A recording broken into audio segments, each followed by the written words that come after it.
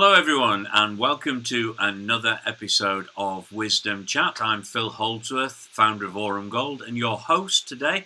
And my very special guest is Jane Baldwin. Jane, welcome to Wisdom Chat. Hi, Phil. Thank you so much. It's such a pleasure to be here with you. Oh, wonderful. Jane, you're a life coach, aren't you? I am indeed. Just tell me a little bit about you being a life coach. So, as a life coach, I invite the gorgeous humans that we all are to look at their thoughts and feelings, and in turn, how that impacts what they will and won't do. Because it's absolutely, and I believe with every ounce of my being, that it's the key to everything. Yeah. And, beautiful things alchemize in a space of coaching, from having more time and energy to creating better relationships, having more enjoyment and pleasure, and just generally feeling better. So that's my world. That's brilliant, and I was just reflecting on something you put on LinkedIn recently, a quote from Buddha: "What we think, we become." And it really grabbed my attention, because I often talk in the world of money about how we think about money. What's the first thing that comes to mind? And often people will say, money is happiness, money is power, money is choice, money is all these things. And it's interesting. Then we're giving away, as you were saying to me earlier, we're giving away our power to something that actually can't do anything for us, other than, yes, it can contribute to life. But so just in terms of that thinking, just tell me a little bit about what's on your thinking with regards to the way people think about themselves. And I think the first and actually the most important relationship we have is the one we have with ourselves. And the experience that we have with ourselves, because again, we mentioned earlier that the way we treat ourselves can really change the world. And I believe that it's what's going on, what's the mind chatter. And you'll also see, my brain is my first home. It's like, what's the vibe do I want to have in my home? Who are the people I want to invite into that home? How do I want to decorate it? Do I want to look in those dusty basement cupboards?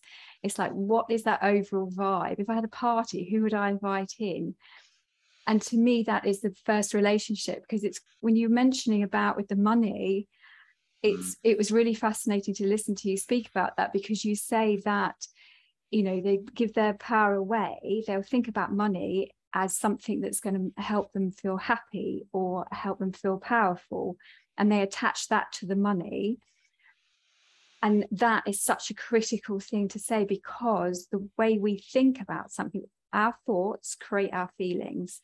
So if somebody thinks to themselves, oh, money, some people will be like, yeah, that's amazing. And other people will start to feel quite anxious and uncomfortable. And there's a myriad of feelings that people will have if you just talk to them about money, which I'm sure you see in people. So it's what we're thinking is critical, and it's being able to observe what we're thinking. So it's like, oh, okay, I've thought that and I've felt this. Now let me look at that thought. Do I think it's true? Is that true? Do I believe that? Do I want to believe that? Yeah. So there's so much tied in that. So I love that you raised it. I'm reminded of a passage in the Bible that actually says, "As a man thinks, so is he." And it's interesting, isn't it, how our view of the world and the view of things, or whether it's whatever it may be, our relationships, our work, even our money, how we view these things have been shaped, through our sort of developmental period and our life's experiences, but also affect what happens now and also shapes our future. So it makes me think then, blimey, I need to be making sure that I'm thinking the right kind of things, because I don't want to have a very negative future. So And I will pick up on that. And I've also nodded, which is great for a podcast, that I nod a lot when you're speaking, which really, I'm just going to share that with everyone. I've just noticed I nod. It's like the nodding dog in the car, isn't it? Yeah. I know, that's great. And this, and I love that you shared this, because this is something that I help people with, is actually, I'm going to use the word tool for want of a better word, but there's lots of tools and strategies, and those tools and strategies we can use in a way that serve us, and we can use in a way that doesn't serve us. And I specifically use the word serve, as it helps take us a step away from the kind of like positives and negatives, which we can actually have quite a physical response to. So it's like, does this serve us? Because sometimes something that serves us doesn't always come with a great feeling. It can come with some discomfort. Yeah. So it's like, but actually this feeling of discomfort, whatever that might be, whether it's anxiety, overwhelm, somebody's kind of going blank or shutting down, whatever it happens to be, sometimes those things can serve us. So the way I like to think of it is, yes, we have this whole kind of history, and there's interesting research now that even kind of like beliefs and values that our predecessors and parents have had, we take on board at a genetic level, and that we have them now. So yes, we are this kind of mass of experiences of our own and other people's, which have brought us all to where we are in this moment. And it's like, then what do we do with this as we move forwards? And the way I love to think about it is that our brains do not know the difference between real and imagined. So there are no thought police. So actually there's some playfulness, which is a really good strategy for people, because it helps calm their physiology down. It helps give them access to creativity and things. So if you're more playful with things, it's like, there's no thought police. I can get to think exactly the things I would like to. Nobody's going to tell me I can't, because it's in my head. Yeah. So actually, what do I want? What do I truly, truly wish to think about and spend my time marinating in?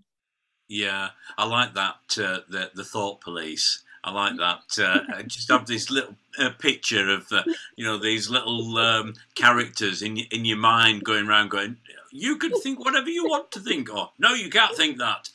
But that actually is quite significant, isn't it? Because oftentimes when people find themselves, so in my world, in financial difficulty, they feel powerless. Yeah. They feel that they don't have choice. And it's very interesting when you listen to the conversations around it, as if money could actually give them choice. And they don't realise that they're powerful beings. They can choose what to think. They can choose to go down the negative route and therefore shape a negative world around them. Or they can choose to go down a positive route that actually then fires up the creativity in them. Yes, and it's very true, because it's I'll often use the word circumstance. So somebody, for example, could be in a certain amount of debt.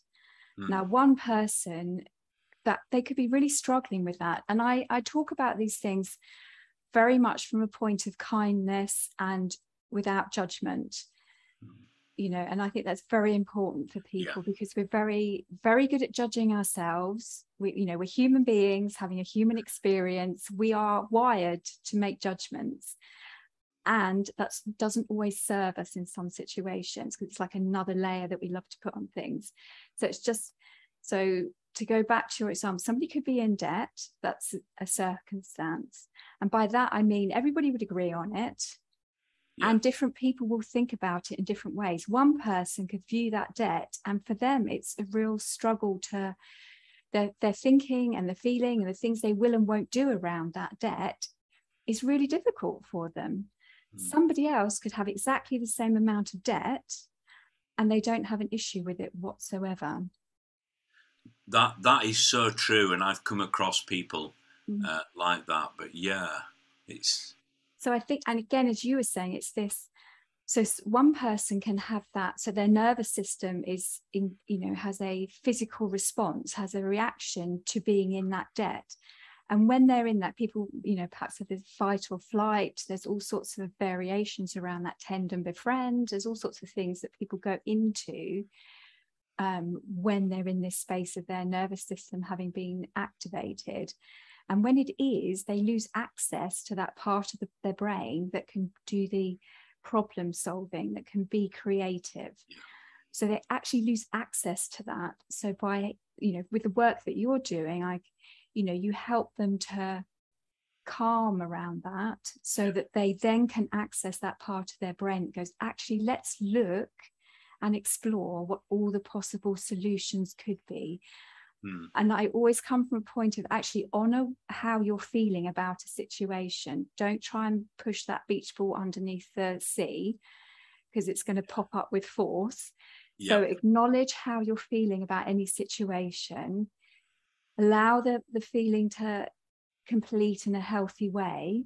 And then you'll be in a state, your physiology and brain will be in a position to then be creative and look at the problems and look at it from a much better, much more powerful position to say, actually, what can we do here? What are the pros and cons? So all of the great things that you're doing with people. Yeah, it is interesting, and you often see it when people are in a position where they're feeling stressed and anxious about their financial situation. And you're right to say that we need to acknowledge that situation is there. It would be foolish, really, in some respects, not to acknowledge, yes, there is a financial difficulty. However, we also need to acknowledge that the fact that when we are in that place of stress and anxiety, we are hampered at being able to come up with the solutions moving forward. And that's where having somebody alongside, some assistance, is really helpful. The problem with people asking for help often is, what will people think of me? How people will judge me? How will that affect my career? What will my family think? And so these then become those bars that hold people in prisons until that point of desperate need where they just cry out for help in the hope that somebody will help them. And certainly on my journey, in terms of the work that I do, to be able to encourage people to see themselves as being these powerful individuals who've got the ability to choose, that there are certain things they can do to reduce their stress and anxiety, so they're now in a better place to think more creatively about the circumstances they're facing, and then being able to give them the tools by which they can sort of help themselves moving forward, or know where to go to get the help that they need in order to be able to move forward. So it's, creativity is quite powerful, isn't it? When it makes a person really powerful. It does. And I think and again, this is why, my invitation, to people is always this: let's look at how you're thinking and feeling about things, because you've just given some, classic examples there of people going, what are people going to think of me? So when somebody has that thought, what are people going to think of me? There'll be a feeling that comes up when they think that thought, and the feeling, if somebody's, if it's something they want to kind of shy away, they don't want to speak up, they want to shut themselves away. And what I would offer is that is completely normal, because people will think, oh, there's something wrong with me. So whenever anybody has a thought that comes with some kind of flavor that they are less than, and I use bunny ears, that they are less than in some way, that's a real aha moment to go, oh, okay, I see, I'm in that part of my brain that just wants to fight or flight, that, oh, I see what's going on. It's not a character flaw. It doesn't mean I'm broken. It doesn't mean there's anything wrong with me. I see that. I can be compassionate and kind to that part of me. And now, once I've allowed that to settle, I'm now going to move into this other pot, because I'm going to think a different thought, which is, I have control over the choices that I make. Yeah. I have the ability to solve problems. And then, as you say, then they can go into that, they have access to that creativity. And I love the word creativity, because to me it's, you know, we can bring all of these different things together. You know, I love a technical term, things and stuff. We can bring all these things together. And in our own unique way, we can alchemize those into something that is unique to us. And it's having that ability to do that, and that creativity. So it's always about what works for the individual. So what's creative for one person might not feel creative to somebody else, and that's okay. It's how it's supposed to be. We're human beings. We're different. We're similar in many ways. We're different in many ways. So actually, what is that creativity? How does somebody become, you know, access that creativity and build it into their kind of everyday lives in a way that's, you know, doesn't turn into a full-time occupation for somebody who doesn't want it to be. It's interesting. One of the most common statements that I come across often is, I'm bad with money. And very often when you talk with the individuals, when they say that statement, it comes from either somebody who's critical of them, like a parent, or a teacher or somebody like that. Or they just have this thing of, I was no good at maths, therefore I'm bad with money. So, and it's interesting, isn't it, how we think that, but as soon as we think that, it's almost like we're putting a lid on our ability to develop or recognize that we have the ability to develop and to be creative and to be powerful and to make choices in life. And these things haven't been removed from us. They're a part of us, but we're just not accessing them because of this lid that we've put on. Exactly. And again, this is that thought of, and I like to think of beliefs as a thought we keep on thinking. And we keep thinking it and we haven't questioned it. So I am bad with money. My first question is that true? Show me, and I'd let you know, and say to you, let's explore what are all the ways in which you feel that is true, and let's list all the ways that you feel that isn't true throughout your time. Because, you know, as we said, we're all this accumulation of all the things that have happened before that have brought us to this point. And we get to choice to say, it's somebody who say, I am bad with money. And this is where I talk to people about belief ladders. So sometimes it can be too much for people to go from, I'm bad with money, to I'm amazing with money, you know, and, you know, I'm going to repeat it every day as I look at myself in the mirror. And I'm going to believe that in 90 days time, because that's what neuroscience tells us creates a new habit. And it doesn't happen. And it's because it's too much of a stretch for the brain. So it's finding the little rungs of the ladder in between. So for somebody that says, I am bad with money, okay, let's find what the next step is, or what the first step is to get you to, I am great with money.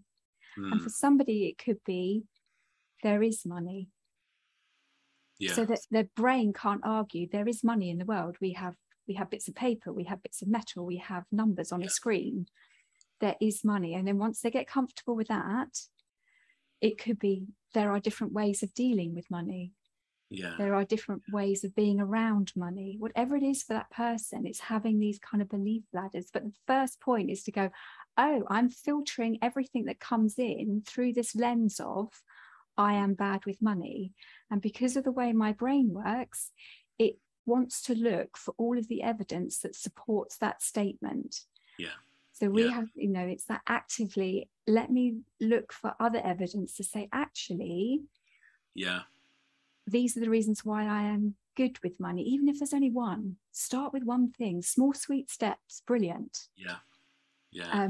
But it is a lot, isn't it, for Yeah. people? I'm sure you see that. Yes, I do. I was just thinking, as you were just describing what you're describing there, I was thinking of the confirmation bias, where people only look for the evidence that confirms what they believe. Yeah. And I often use the example of driving down a road which has several traffic lights, and that belief that, do you know, every time I drive down this road, I always hit the red lights, but they've missed the one green light they've just driven through, and but they're looking for what confirms their belief, and it's interesting in terms of what people believe and how that shapes both the choices they make now, but also how they deal with other people.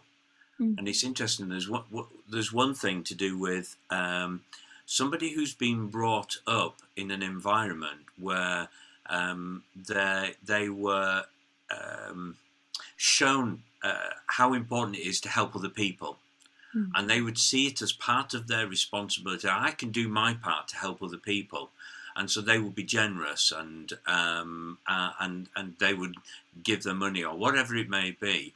And yet, somebody who's been brought up in the household where there's another statement, you know, to be successful, you need to work hard.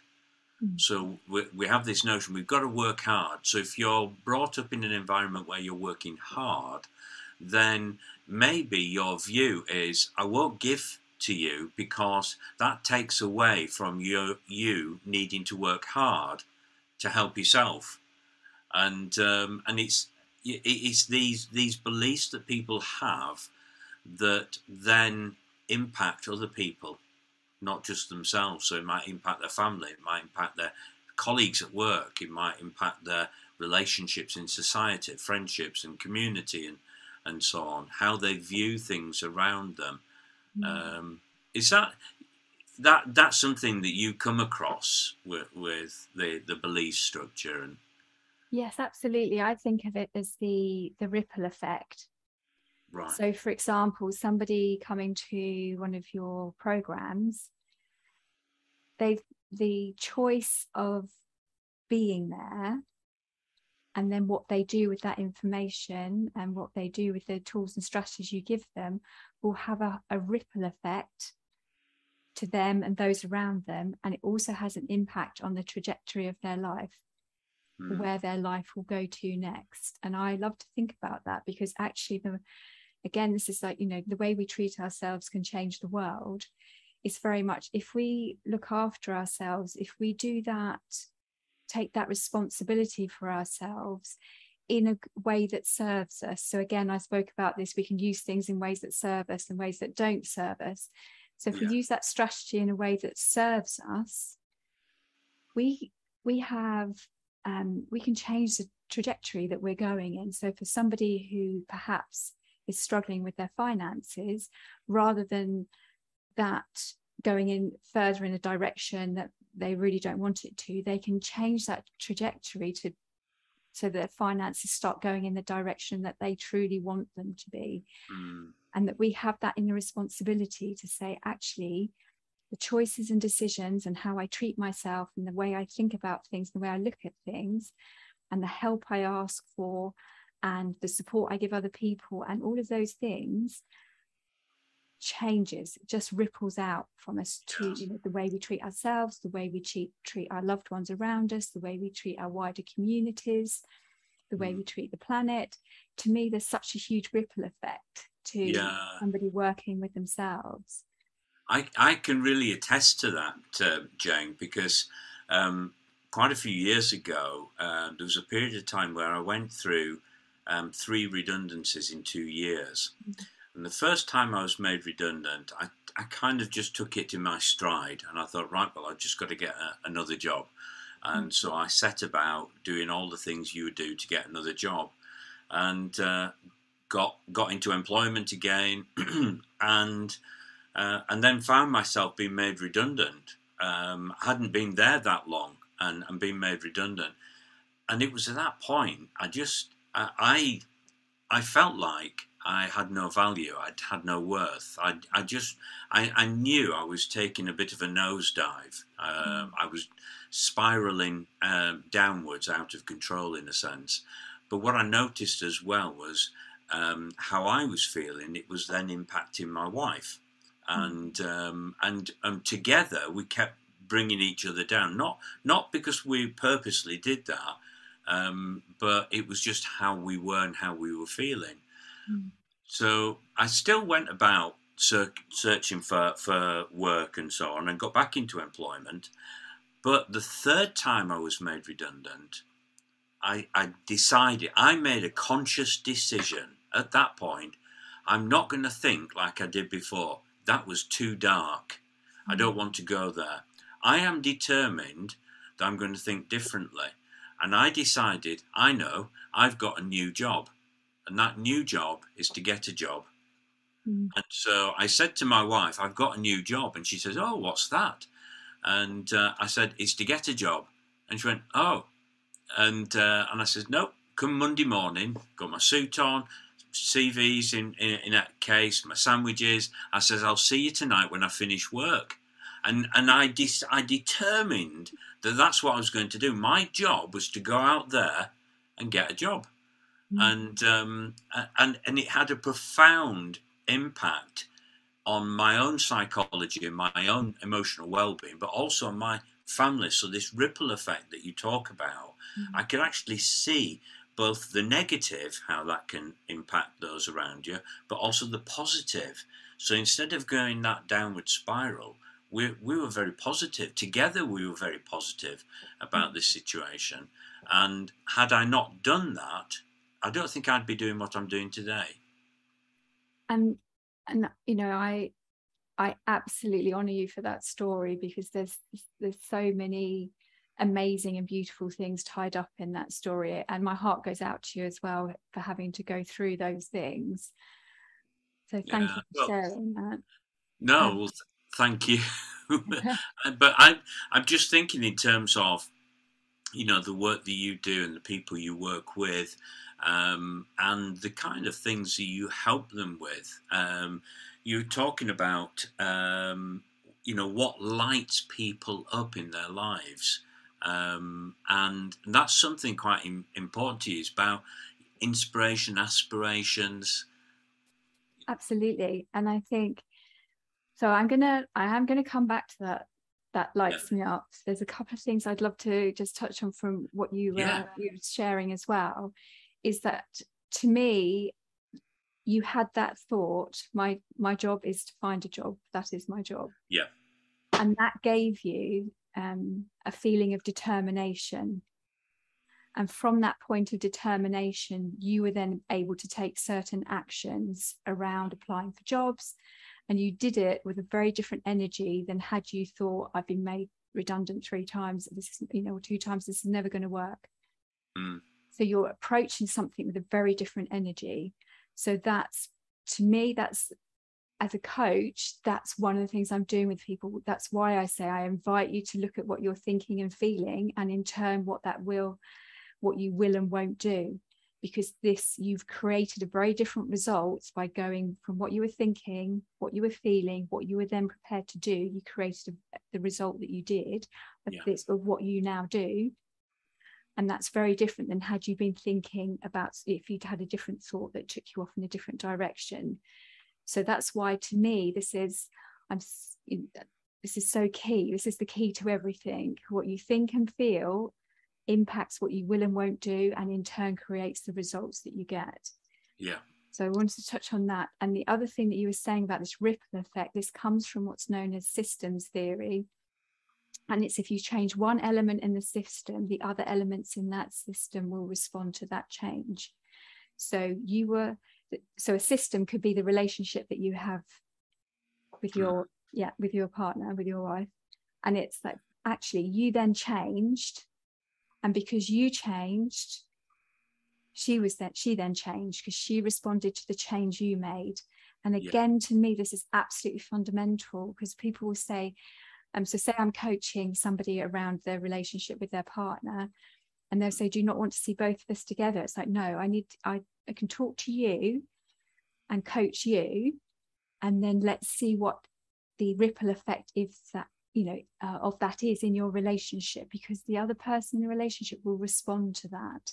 Yeah. If you change the way you're thinking and feeling around money, your relationship with money will change. It will respond to that. Yeah. So it's such a key part of this. So thank you for it. So yeah. No. When you're sharing, it's like brilliant. It's just interesting, isn't it, when you're sort of talking, exploring different things, and somebody's talking away, and suddenly, it sparks something, and you, oh yes, I've got a memory of that, and I know how that works. I've experienced it myself, and it amuses me in one sense, and saddens me in another, when I talk with some people still today who think what we're talking about, Jane, is all that touchy-feely, airy-fairy stuff. And to me, it's like in their mind they're demeaning it, and yet it's the most powerful. And if they could themselves, whether they're an owner of a company or an employee within a company, whether a member of a family or whatever it may be, that there's a power in them that if they were only able to embrace this part of what we're talking about, could have a very, very powerful effect. But when they're not aware of it and they have certain beliefs, there is that also the opposite potential to create an environment that is not pleasant to be a part of. And I remember, that point when my wife and I, we just seemed to be downward spiraling, and it was a dark place, was that. And yeah, you kind of never want to go there again. Yes, and I would say is this, I think I'm a great believer that life is 50-50. So 50% of the time things happen that we're over the moon about, and 50% of the time things happen that we're not thrilled about at all. Yeah. And I think it's like, how do we look after ourselves in those situations, in both of those situations? How do we make the most of the best times, and how do we make the most of those times that we would rather not happen? And I think this comes from this, like, let's not go back to I always come back to this. It's not being judgmental about rights and wrongs. Yeah. It's okay, let me look. I went through this really dark time and I don't want to go back there again. I've experienced what that's like. I've also now experienced what it's like to be in this lighter part. And I prefer this lighter part. So what did I do that got me to this lighter part, and how do I keep doing that, and how do I make even more of that? So as you're saying, I tapped into that inner power of myself, of being able to go, let me take a step back from myself. I can see what's happening here. I don't want this to happen. I want this to happen over here. So how do I need to think about this and feel about this to be able to go over to this side of things? And it's not easy. I mean, when you were in that really dark place, it's not an easy place to then go, oh, I'm a powerful being that can create and do all these amazing things.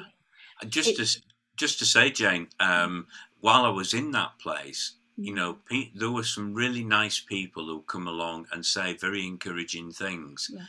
And it was interesting how those encouraging things really, it felt like just weren't touching.